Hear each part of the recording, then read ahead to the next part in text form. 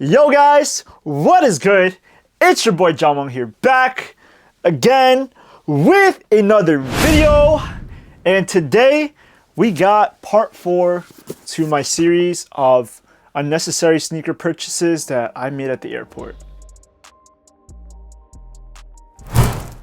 Alright, so before I start today's video, if you guys have not seen part 1, 2, and 3 of my series of unnecessary purchases at the airport, make sure to go check all of them out. So the first one was the Off-White All Hallows Eve Blazers. The second one was the Asics Gel Kino 14s.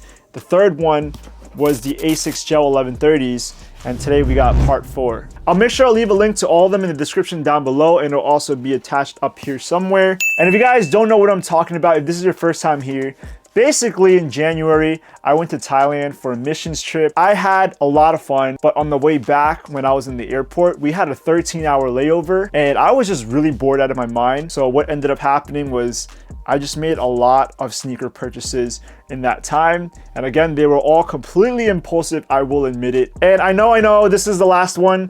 I'm pretty much toned down with sneaker purchases for a while now. I mean, I say that, but I always buy a sneaker like every month. So we'll never know what the next pickup is going to be. But this one is going to be the last one from that series. And honestly, this sneaker pickup was a headache to get. And I'll explain more about that in just a bit. But with that being said, let's get the box open because I'm excited. So this pair is similar to ones that I've owned in the past. I made sure to sell my old pair because I did not need another pair of this. But I've always wanted this specific model and this specific colorway. And yeah, basically, it's nothing new that you guys haven't seen before. All right, got the box open. There's some paper. Wow, the guy really packed it in pretty well. You guys see all this wrapping paper, so thank you for that. That's better than like the Asics packaging, honestly. Okay, so I could feel the sneakers are in this little blob of paper that I just scooped up. All right, okay. So it's in here and I will reveal it in 3, 2, 1. Sheesh! Now the sneakers did not come with the box, so I don't really care though. I'm just glad that they finally came in hand. As you guys can see, we do have the Vans OG Era LX in the checkerboard colorway. Now I know what you guys are thinking. If you guys have been a part of my channel for a while now, you've probably seen this sneaker so many times and you're asking yourself, why did I get another pair? And that's because basically this is the best sneaker of all time.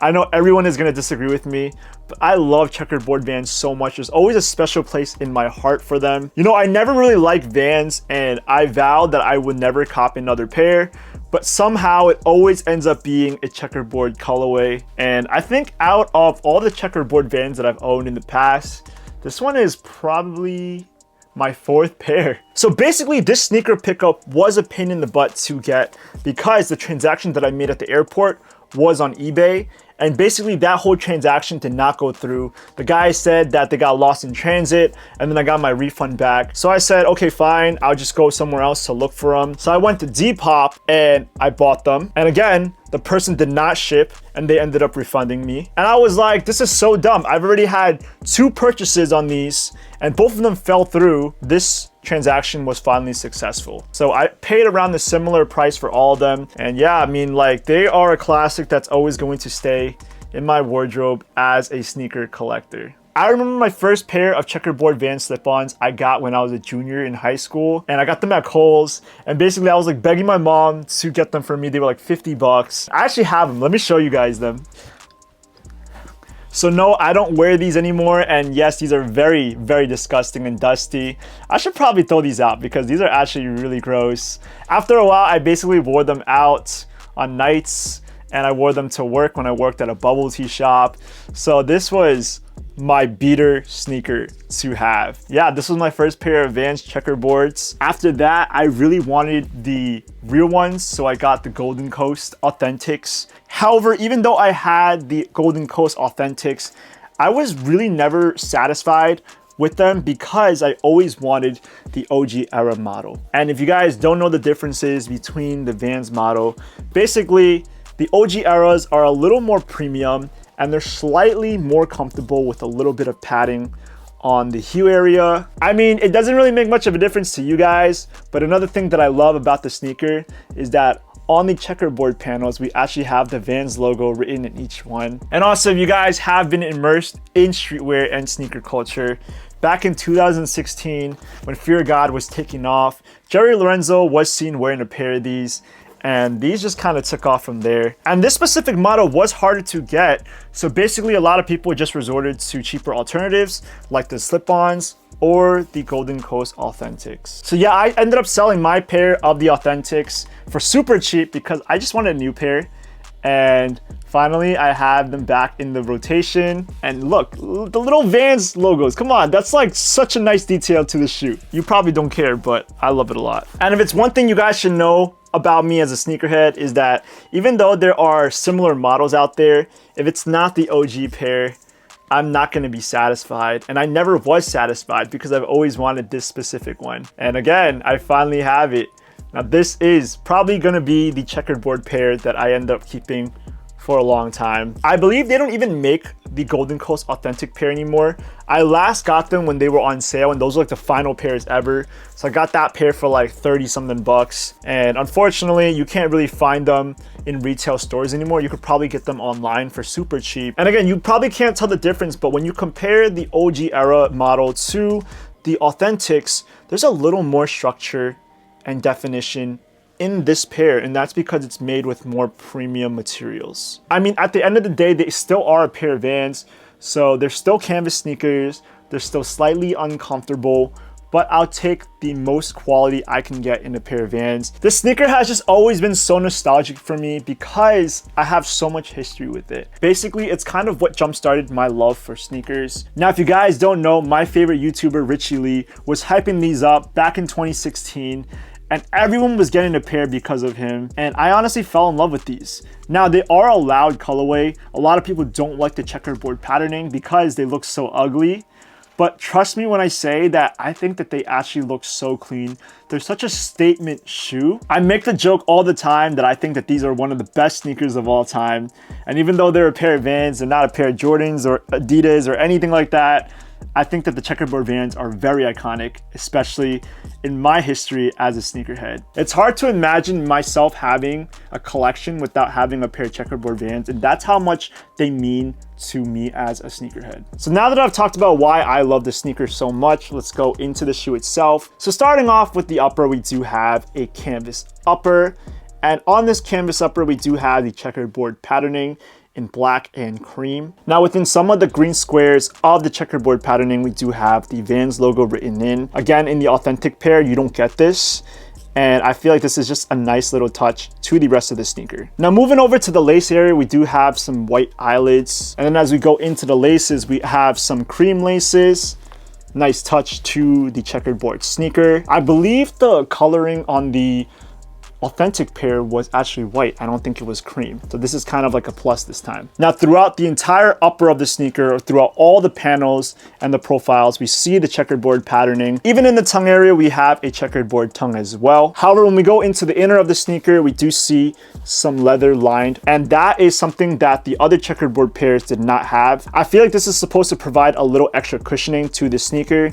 So when I wear it, I feel more support and more comfort. Not too much, but still more comfortable than the other models. And then moving back to the side profile of the sneaker, we have this little tag right here, which obviously has the Vans logo written in blue. As we go over to the midsole of the sneaker, we do have a white rubber midsole. That is typical for most Vans sneakers. However, this midsole is pretty thick, and I feel like, again, it has a little more definition as opposed to the other models, such as the Authentics. Also, I forgot to mention, on the highest point of the midsole area, we do have this black rubber line running throughout. And then on the back of the midsole area, we do have the Vans Off the Wall logo in red.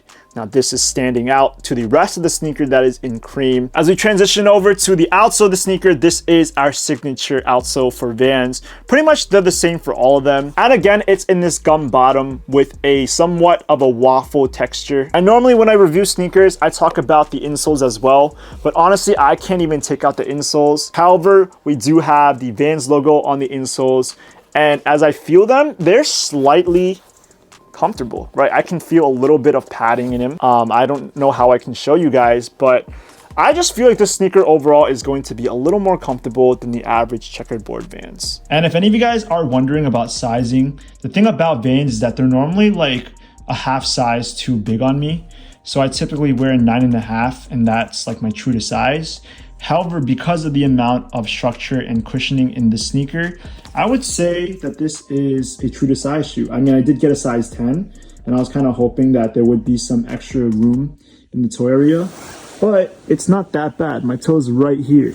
So, I mean, that's better because now I feel like the sneaker actually fits. I just was only able to find a size 10. But yeah, true to size for the OG eras. So here we have it, the Vans OG Era LX in the checkerboard colorway. Again, such an iconic shoe. I mean, you can talk about all the Asics out there, all the Jordans, all the Yeezys, but I feel like when it comes to sneakers that define who I am, this is definitely in the top 5. Maybe that will be a good video one day, talking about sneakers that define me as a sneakerhead. Seems like a good idea to me. But yep, that's everything I got for today's video. Again, these are such a beautiful shoe, and they always got to be my collection. But yeah, now I'd like to hear from you guys. What are your overall thoughts on Van checkerboard sneakers? Let me know in the comments down below, because I know some people hate them and some people like them.